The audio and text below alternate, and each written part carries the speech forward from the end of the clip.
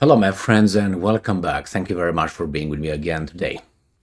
The situation in Niger obviously will escalate in a defensive attack by the victims' friends and its acolytes, including the United States of America, who probably will cooperate with a little invasion to bring back democracy and freedom to the people living in Niger, as they also intervened, if you remember, in 2014 after the legitimate government, democratically elected government of Ukraine was toppled by some people. Again, the Western countries put together a coalition of democracy and freedom, independence, and sovereignty. They intervened in Ukraine, if you remember.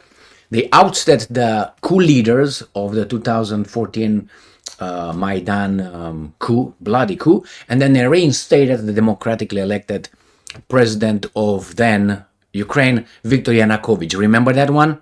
Oh no, that's in a different world, the one that these guys tell us we live in, the one with justice and world order and law, how do you call it, international law. Yeah, that's another world. In this world, no, we close an eye over there, we support that, but here in Niger, no, we're gonna intervene, and guess what? We are going to be the victims. Now, what happened now? I said France will intervene. I think will intervene if they're waiting for one little plausible reason to intervene. France doesn't need to convince the world. They just have to say, hey, you looked at me in a way I felt threatened, therefore I fucked you up. That's what France is waiting for right now.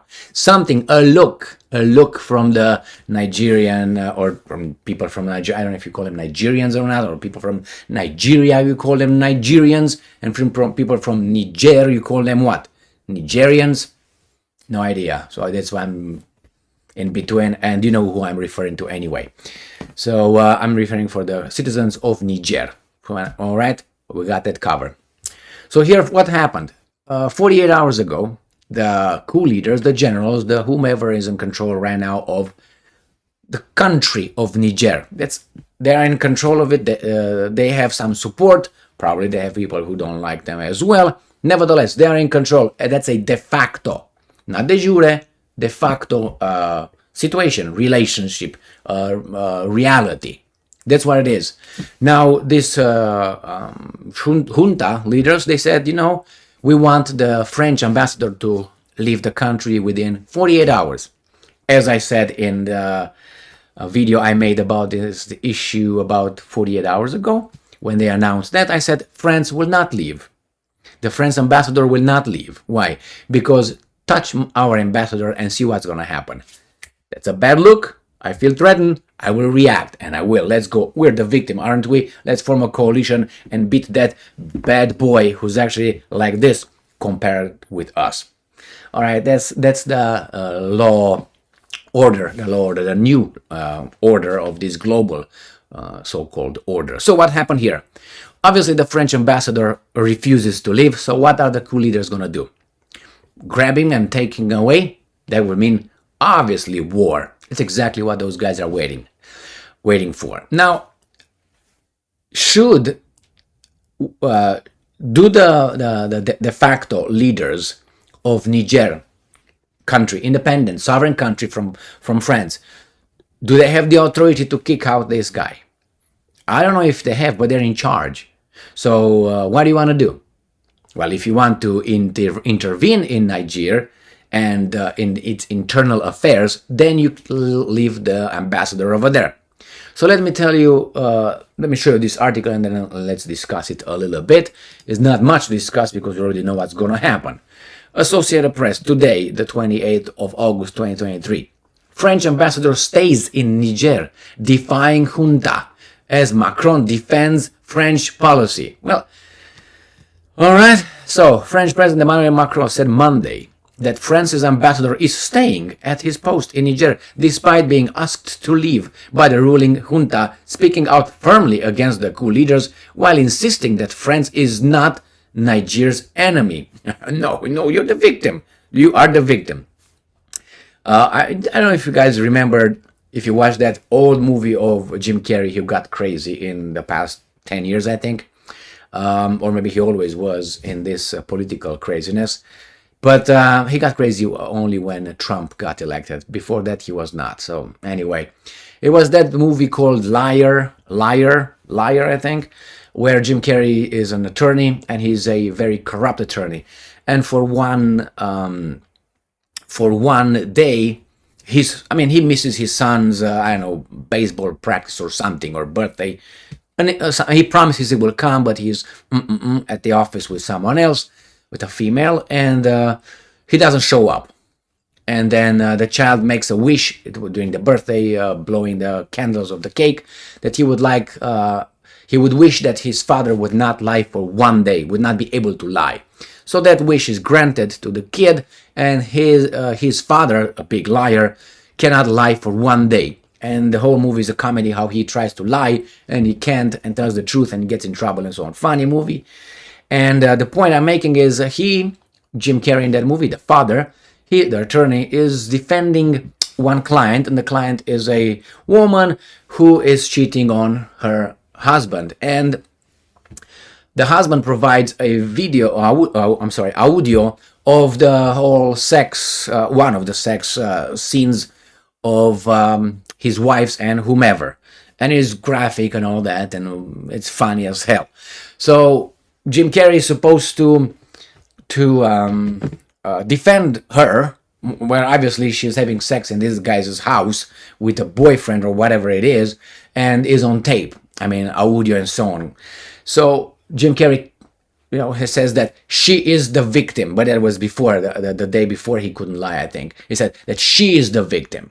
So the same here. France is the victim. You got the recording of the woman, she wants millions of dollars or something because her husband was rich and she was trying just to get his money. That was the whole point over there. But she is the victim. She deserves reparations or anything like that, just to use a beautiful word here. So the same here. France is the victim here. The French ambassador is the victim here. And besides, as far as I know, when things are in a bad shape, like in Ukraine, remember when the Russians started the invasion, a lot of countries took their stuff out, closed their embassies. Why? Because they say you don't know what's going to happen. They took them out. They brought them back or outside, leave the country. These guys kept that guy over there. Why?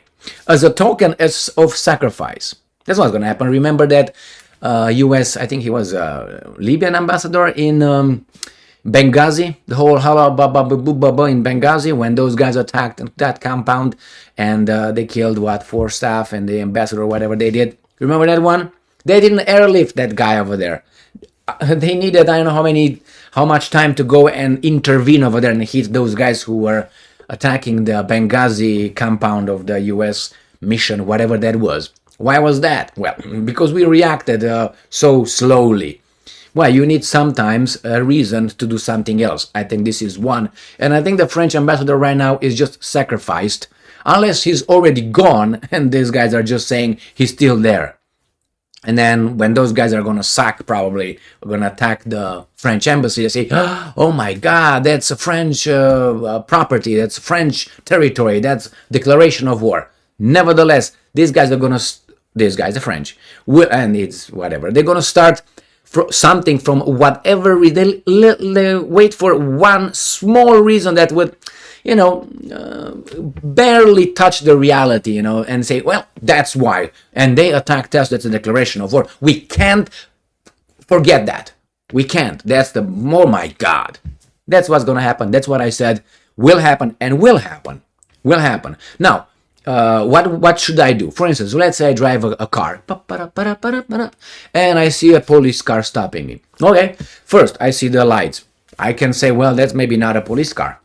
Maybe it's, I don't know, someone who just tries to rob me or abduct me. You have a lot of fake police here that sometimes are caught by the police and they are impersonators. All right, I don't know, I stop the car, right? Hands up, and you think that the police officer or whomever shows up at your window, he is going to, you hope he's going to be the authority. You don't know, but anyway. So he says that you did something wrong. That's why I'm going to issue a citation, ticket, whatever. And over there it says, if you want to contest this traffic stop or whatever it is, you can call and schedule an appointment, or schedule a court appointment, procedures with a judge, with the police officers, the evidence or whatever. You can do that. But you go over there and the judge will say, who the hell are you? Anyway, I'm not going to go into that one. But what do? You don't just jump out of the car and start beating the police officer because you disagree with that and you think that's wrong and that's unjust. Even if you think you're wrong, what you're supposed to do?